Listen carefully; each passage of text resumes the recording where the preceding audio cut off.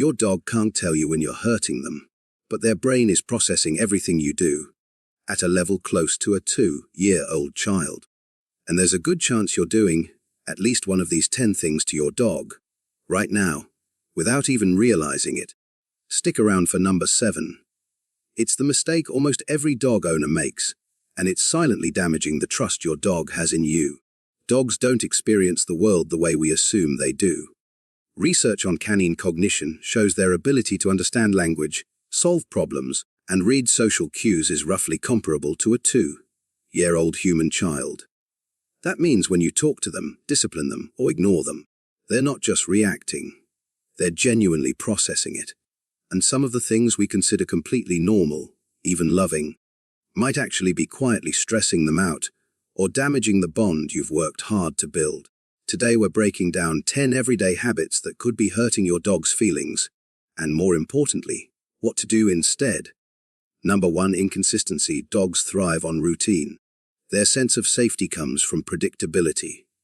Knowing when they'll eat, when they'll walk, and what's expected of them. When feeding times shift constantly, when the rules of the house change depending on your mood, your dog doesn't experience that as flexibility. They experience it as instability, and instability breeds anxiety. Here's the important part: your dog doesn't need you to be an aggressive pack leader. That whole dominance-based idea is outdated. What they actually need is a reliable partner, someone whose behavior they can predict. The moment you build a consistent routine, you're not being rigid. You're giving your dog something incredibly valuable: a sense of security. Think about it from their side for a second. Your dog can't check a calendar or ask you what today's plan looks like. Routine is basically the only language they have for predicting their own day. When that structure keeps shifting, walks some days, no walks other days, rules that apply on Monday but not on Friday, you're not being spontaneous in their eyes. You're being unpredictable. And unpredictability is exactly what triggers anxiety in an animal that relies almost entirely on pattern recognition to feel safe. Number 2. Rubbing their nose in messes. If you grew up around dogs, you've probably heard this piece of advice. If your dog has an accident inside, rub their nose in it so they learn. Here's the problem: it doesn't work, and it can genuinely hurt them psychologically. Dogs don't experience guilt or shame the way humans do. When you punish them minutes, or even seconds, after the fact, they can't connect that punishment to the action they took earlier. All they understand is that you suddenly became scary. What you're actually teaching them is to fear you, or to hide their accidents from you next time.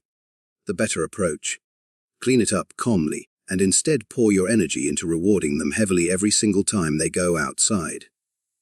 Positive reinforcement builds the connection. Punishment just builds fear. Number 3. Patting their head. This one surprises a lot of people. We think of a head pat as pure affection, but for a lot of dogs, especially ones that are anxious, shy, or unfamiliar with you, a hand suddenly coming down over their face can feel intrusive, even a little threatening. Now, this isn't true for every dog. Plenty of dogs with a strong, trusting bond with their owner genuinely love a head pat. The key is reading your individual dog, rather than applying a blanket rule. If they lean into it, they're enjoying it. If they pull back, duck away, or flatten their ears, that's your answer, and it's not a rejection of you. It's just physical discomfort. When in doubt, go for the chest, the shoulders, or the base of the tail, spots that most dogs are far more universally comfortable being touched, and a much safer place to start when you're building trust with a new or nervous dog. Number 4. Shouting at them. Here's something most people don't realize. When you shout at your dog, they're not processing your words.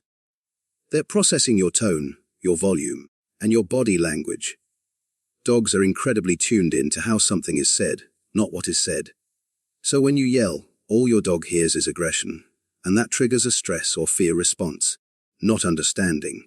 Shouting might stop a behavior in the moment, but it doesn't teach your dog what you actually want from them, and it chips away at the trust between you. A calm, firm, clear tone will always get you further than volume ever will. Training built on guidance works. Training built on intimidation just builds fear.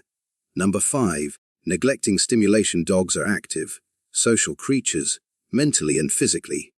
When they don't get enough exercise or mental engagement, it doesn't just make them bored. It builds up into real frustration, and that frustration has to go somewhere. That somewhere is usually your couch cushions, your shoes, or hours of non-stop barking. If your dog is destroying things or acting out, before you assume it's a behavior problem, ask yourself, are their basic needs actually being met? Daily walks, training games, puzzle toys. These aren't luxuries, they're requirements for a balanced, content dog, and skipping them regularly is one of the fastest ways to end up with a dog who seems difficult, when really they're just understimulated.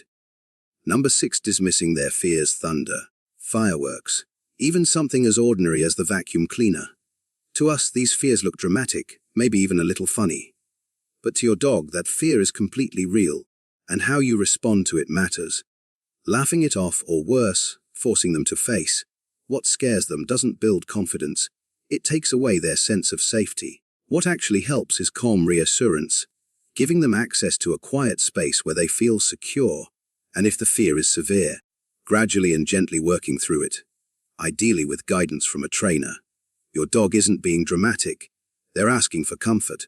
Number 7, taking their food away mid-meal. This is the one I promised you earlier, because so many people were taught to do this on purpose, thinking it shows the dog who's boss. Pulling your dog's bowl away mid-meal to test them doesn't build respect. It triggers something called resource guarding, a defensive instinct to protect what's valuable to them. Instead of building trust, this practice builds anxiety around mealtime, and in some dogs it can escalate into growling or snapping. Not out of aggression, but out of genuine fear of losing their food. A much better approach is teaching a solid, leave it, or drop it, cue using positive reinforcement, or practicing trades, offering a high-value treat in exchange for something lower value. Over time, your dog learns that your hand coming near their food means something good is about to happen, not something being taken away. That single shift in association can completely change how relaxed your dog is around mealtime. Number 8, physically pushing them away. When your dog jumps up on you or crowds your space, the instinct is to physically push them off. But here's the thing. A lot of dogs read that as either a rough challenge or worse, an invitation to play even harder. Pushing doesn't teach the behavior you want. It often escalates the exact thing you're trying to stop. A far more effective method is redirection. Ask for a sit or a down, or simply turn your back and ignore them completely until they settle. Then reward them the moment all 4 paws are back on the ground. It's slower, but it actually teaches the lesson, instead of just reacting to the moment. Number 9, ignoring their bids for connection. When your dog paws at you, nudges your hand, or rests their chin on your knee, that's not random. That's your dog reaching out, seeking attention or interaction. If you consistently ignore those small signals, some dogs will escalate to bigger, louder behaviors just to get a reaction. More barking, more demanding, more disruptive. You don't have to respond every single time. That's not realistic, and your dog doesn't expect it. But acknowledging them some of the time, even with just a brief check-in or a quick pat, reinforces that connection with you is safe and reliable. It's a small investment that pays off in a much more secure, trusting relationship, and it costs you almost nothing. Number 10, using the crate as punishment. Your dog's crate should be their safe haven. A comfortable space that feels like a den, somewhere they choose to go when they want to relax. The second you start using that crate as a punishment, sending them there in anger after they've done something wrong, you destroy that entire positive association. Now the crate isn't safety anymore, it's isolation. Never force your dog into the crate out of frustration. Instead, keep it stocked with treats, favorite toys, and comfortable bedding, so your dog associates it with calm, not consequence. A crate used correctly becomes one of the most valuable tools you have, a place your dog actually wants to be. Here's the truth, your dog isn't asking for much. No lavish gifts, no perfect obedience, just consistency, patience, and a little more understanding of how they actually experience the world. Every single one of these 10 things is fixable, starting today, and none of them require anything more than a small shift in how you respond. So here's my question for you. Which one of these did you not know about until this video? Was it the head pats, the food bowl, the crate, drop it in the comments, because chances are thousands of other dog owners just realize the exact same thing. And if this helped you see your dog a little differently, make sure to like and subscribe for more content like this. Your dog's already giving you everything they've got, every single day. It's time we start giving that same effort back.